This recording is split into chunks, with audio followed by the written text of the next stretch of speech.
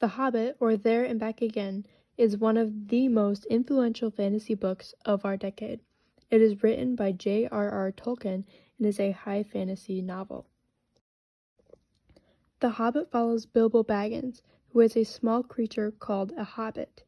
He spends his days living in the Shire, not worrying about much outside of what is for second breakfast. However, this peace is soon disturbed when a wizard named Gandalf the Grey appears at his doorstep and leaves him with an offer and a sign. The next day, Thorin Oakenshield and his brotherhood of dwarves parade into Bilbo's house, ready for an adventure.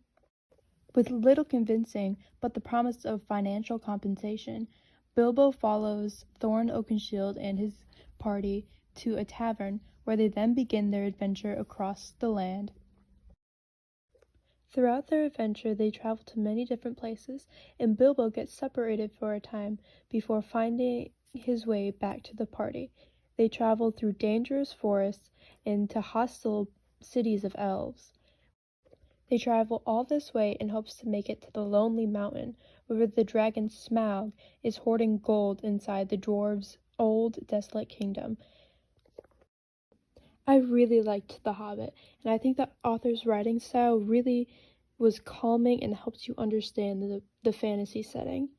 I also really liked Thorin's character arc of how you subtly learned that yes, he was willing to do anything to get his mountain back, but he also didn't want to risk the lives of his brothers, which he held dear. And I really enjoyed that. Along with Bilbo's character arc, where he started out the journey just wanting to go home and sit in his nice shire and be by himself. But as he goes on, he learns that he really does enjoy the adventure and the thrill of just something new.